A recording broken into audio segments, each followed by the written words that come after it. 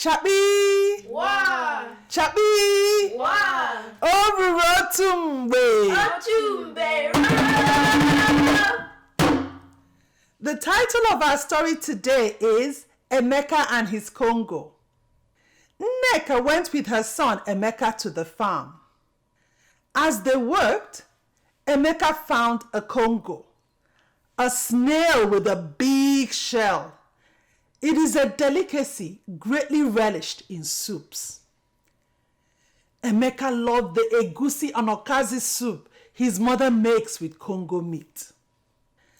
After proudly showing off the Kongo to his mother, Emeka secured it at the foot of the big apple tree. At the end of the day, Emeka left the farm with his mother, but forgot to take his Kongo. After they had gone some distance, he remembered the Kongo. Ewo, chai, mama, I have forgotten my Kongo. I want to go back for it. Nneka said to her son, "No, my son, it is too dangerous. There are many stories about the spirits that come out to the farmlands in the night when the human beings have returned home. No one has seen them. Nobody wants to encounter them. Please, my son, we will come back early tomorrow morning to the farm, and then you can look for your Kongo." Emeka said, "Mama, please." Emeka was insistent, and Nneka continued to discourage him. In the end, Nneka gave in. "Okay, my son, you can go, but please be careful." Mama, thank you. Mama Imena, Mama, thank you. Mama, thank you. And with that, Emeka raced up to the farm to look for his Kongo. Emeka ran as fast as he could all the way to the apple tree. On reaching the foot of the apple tree, he could not find his Kongo. He searched everywhere.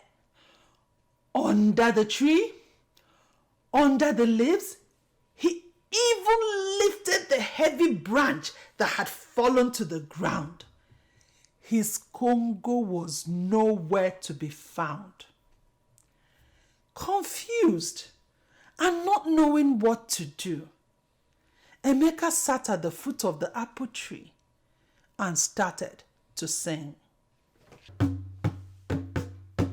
Apple, apple, I've come for my Kongo. My Kongo I left under the tree. Apple, apple, I've come for my Kongo. My Kongo I left under the tree. Apple, apple, bring my Kongo. My Kongo I left under the tree. Apple, apple, bring my Kongo. My Kongo I left under the tree. All of a sudden, Emeka heard an eerie noise. He stopped and listened. He felt cold and he was shivering. He was afraid. Mama, my mother. Emeka wished he had listened to his mother, and he looked ahead of him. He saw some shapes in the distance coming towards him. "Chimo!" Emeka screamed. They were the spirits that lived at the foot of the apple tree. Emeka turned and started running. The spirits came after him. They charged towards him. Emeka ran. "Chimo, Chimo, my God, my God, my God." The spirits spirits caught up with him. They pushed him down, they tied him up, and they dragged him far, far away from the apple tree. Meanwhile, Nneka waited for Emeka. And when she did not see him, she became worried. And she set off to the farmlands to look for her son. When she got to the apple tree, she couldn't find Emeka. She couldn't find his Kongo. Worried and not knowing what else to do, she too started to sing. Apple, apple, I've come for my son, and his Kongo he left under the tree.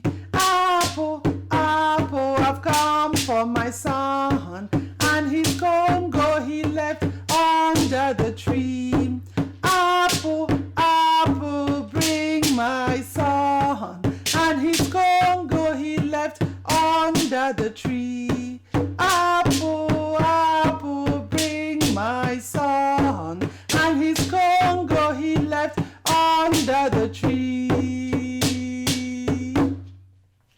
The spirits appeared and they charged towards her again. She kicked, she screamed, she scratched, she screamed, help me, leave me alone, leave me alone, leave me alone. Get mom, where's my son? Where's my son? The spirits wrestled her to the ground. They tied her up again and they dragged her far, far away to the same place where they took Emeka to. When Emeka's father came back, he heard that his son and his wife were not yet back from the farm. He became worried and went to look for them. He too suffered the same fate. Now, Chidi, Emeka's younger brother, who was alone at home, felt something was amiss. His mother and his brother were not back from the farm, and his father, who went to look for them, was not back either. No, something is not right, he thought to himself. He decided he was going to go to the farmland to look for the missing members of his family.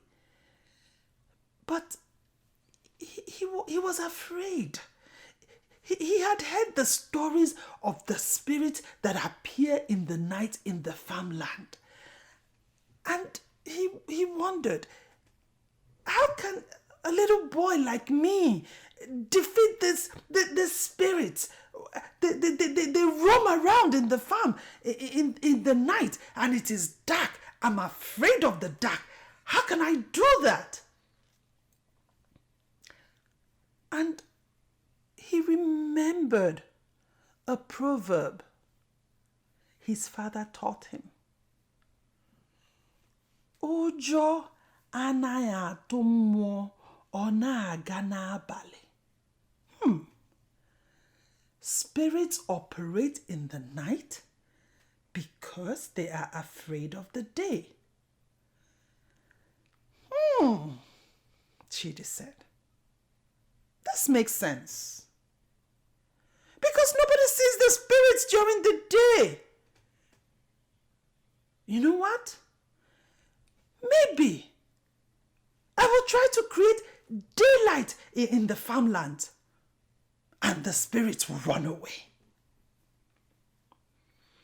And with that, he went to his mother's kitchen and he took a log of firewood from the mother's kitchen and he ran into the farmland, waving the log over his head. He headed straight to the apple tree.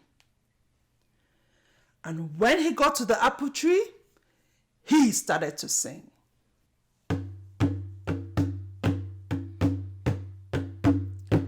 Apple, apple, I've come for my father who came for his wife. Apple, apple, I've come for my mother who came for her son. Apple,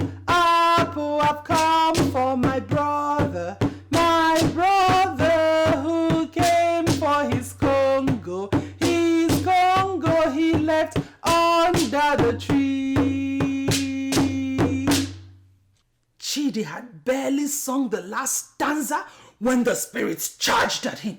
He raised the log of wood towards the spirit and he waved it towards them. And with a gush, the spirits blew out the fire. Chidi was helpless. He did not know what to do. He turned to run and the spirits started chasing after him. He was running as fast as he could and the spirits were chasing and catching up with him faster than he could run. All of a sudden, he saw a little flicker of light on a tree branch. And he turned to see what it was. And the flicker of light came from Oku Ada, the firefly. Chidi scooped it up in his hand and pointed it towards the spirits. The spirits blew,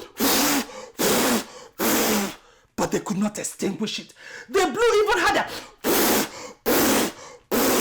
The harder the blew, the brighter the light from the Oku Ada.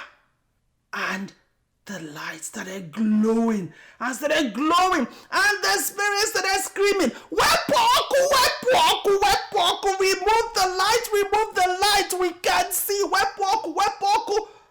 The Oku Ada glowed and glowed and glowed, and like a ball of light illuminated the entire farmland. The spirits screamed, and all of a sudden they vanished. Pew! Chidi looked around. He did not see the spirits anymore. The farmland was bright like daylight. And now he started looking for his father, for his mother, and for his brother. He searched the bush around the apple tree and he couldn't find them. He called out their names, and he kept wandering around the farmlands until he saw them where they were all tied up near a tree. He untied them. And his father was like, "Oh, my son Chidi, how were you able to defeat the spirits?" And Chidi narrated the entire story to him. "Yes, my son, that's a good proverb. Proverbs are little pieces of wisdom that our elders have handed over to us. Ujo anatumo ona ganabale. Spirits operate in the night because they are afraid of the day." Oh, they were all so happy, and they all left to go home. When they reached home, they celebrated, they rejoiced, and they called all the villagers to come and jubilate with them. They were singing, they were dancing, and in the midst of the celebrations, Emeka said, "Mama, Papa, I want to say something." "Oh, what is it you want to say?" Nneka said. "Mama, Papa, I am sorry. It is because I did not listen to you, Mama. That is why I put the entire family under the danger in the farm." "Is that it?" Nneka said. "Oh, my son." And she hugged him and said, "You know what? I am glad that we're safe, and I know you've learned your lesson. But let us be happy. Let us rejoice because we came back alive." So they started dancing and singing. And Nneka said, "Hold on. Actually, now I know how much you like Congo meat. Tomorrow, Emeka, I will go to the market and I will buy Congo meat and I will use it to make egusi and okazi soup for you." I Emeka was overjoyed and he was happy. He hugged his parents and they continued the celebration on and on and on with the villagers